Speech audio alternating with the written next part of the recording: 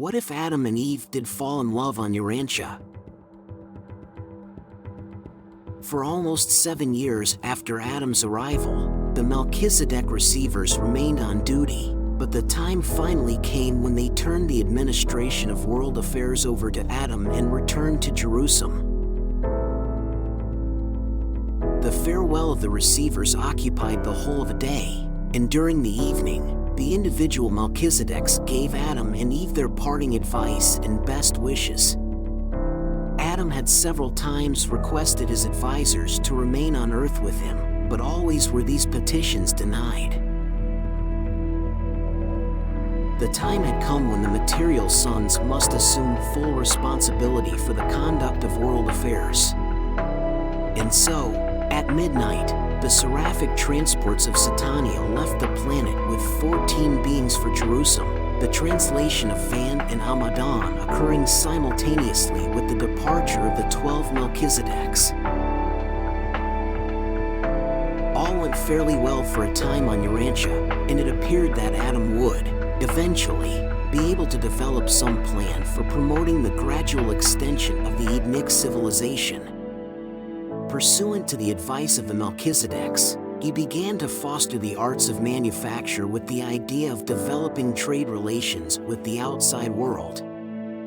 When Eden was disrupted, there were over 100 primitive manufacturing plants in operation, and extensive trade relations with the nearby tribes had been established.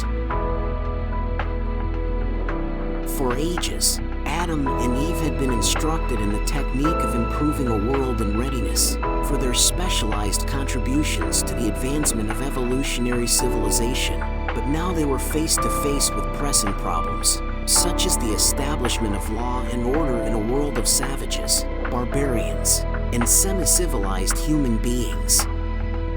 Aside from the cream of the Earth's population, assembled in the garden, only a few groups, here and there, were at all ready for the reception of the Adamic culture.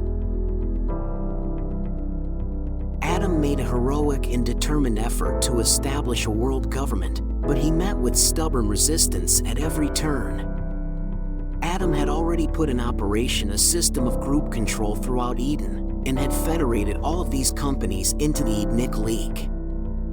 But trouble, serious trouble, ensued when he went outside the garden and sought to apply these ideas to the outlying tribes. The moment Adam's associates began to work outside the garden, they met the direct and well-planned resistance of Caligastia and Dalagastia. The fallen prince had been deposed as world ruler, but he had not been removed from the planet. He was still present on Earth and able, at least to some extent, to resist all of Adam's plans for the rehabilitation of human society. Adam tried to warn the races against Caligastia, but the task was made very difficult because his archenemy was invisible to the eyes of mortals. Even among the Edenites, there were those confused minds that leaned toward the Caligastia teaching of unbridled personal liberty, and they caused Adam no end of trouble. Always were they upsetting the best-laid plans for orderly progression and substantial development. He was finally compelled to withdraw his program for immediate socialization. He fell back on Van's method of organization, dividing the Edenites into companies of 100, with captains over each and with lieutenants in charge of groups of 10. Adam and Eve had come to institute representative government in the place of monarchical, but they found no government worthy of the name on the face of the whole earth.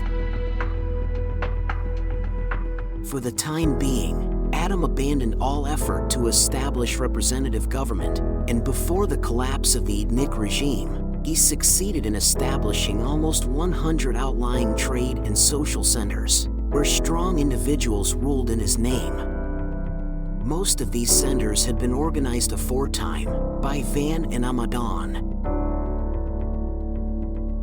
The sending of ambassadors from one tribe to another dates from the times of Adam. This was a great forward step in the evolution of government. The Adamic family grounds embraced a little over 5 square miles. Immediately surrounding this home site, provision had been made for the care of more than 300,000 of the pure line offspring. But only the first unit of the projected buildings was ever constructed. Before the size of the Adamic family outgrew these early provisions, the whole Edenic plan had been disrupted and the garden vacated. Adamson was the firstborn of the violet race of Urantia, being followed by his sister and Eve's son, the second son of Adam and Eve. Eve was the mother of 5 children before the Melchizedeks left, 3 sons and 2 daughters. The next 2 were twins. She bore 63 children, 32 daughters, and 31 sons, before the default. When Adam and Eve left the garden, their family consisted of 4 generations, numbering 1,647 pure line descendants.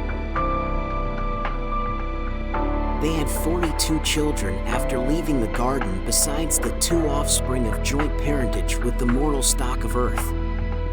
And this does not include the Adamic parentage to the Nodite and evolutionary races. The Adamic children did not take milk from animals when they ceased to nurse the mother's breast at 1 year of age. Eve had access to the milk of a great variety of nuts and to the juices of many fruits, and knowing full well the chemistry and energy of these foods, she suitably combined them for the nourishment of her children until the appearance of teeth. While cooking was universally employed outside of the immediate Adamic sector of Eden, there was no cooking in Adam's household. They found their foods, fruits, nuts, and cereals, ready prepared as they ripened. They ate once a day, shortly after noontime. Adam and Eve also imbibed light and energy direct from certain space emanations, in conjunction with the ministry of the Tree of Life. The bodies of Adam and Eve gave forth a shimmer of light, but they always wore clothing in conformity with the custom of their associates. Though wearing very little during the day, at eventide they donned night wraps. The origin of the traditional halo encircling the heads of supposed pious and holy men dates back to the days of Adam and Eve. Since the light emanations of their bodies were so largely obscured by clothing, only the radiating glow from their heads was discernible. The descendants of Adamson always thus portrayed their concept of individuals believed to be extraordinary in spiritual development. Adam and Eve could communicate with each other and with their immediate children over a distance of about 50 miles.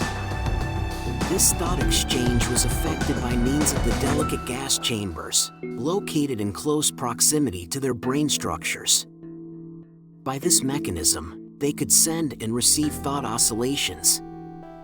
But this power was instantly suspended upon the mind's surrender to the discord and disruption of evil. The Adamic children attended their own schools until they were 16, the younger being taught by the elder.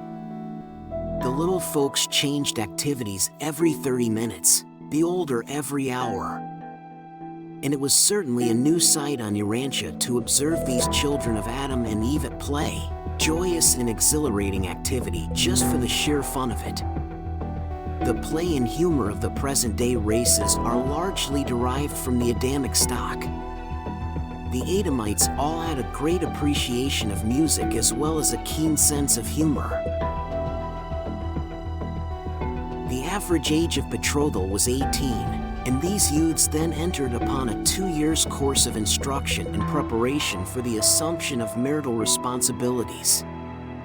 At 20, they were eligible for marriage, and after marriage, they began their life work or entered upon special preparation therefor. The practice of some subsequent nations of permitting the royal families, supposedly descended from the gods, to marry brother to sister, dates from the traditions of the Adamic offspring, mating, as they must needs, with one another.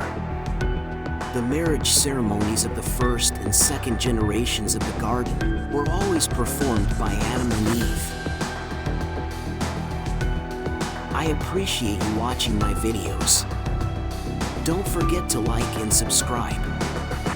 In my next video, I will be sharing about the life of Adam and Eve in the garden, and also the laws they tried to live by.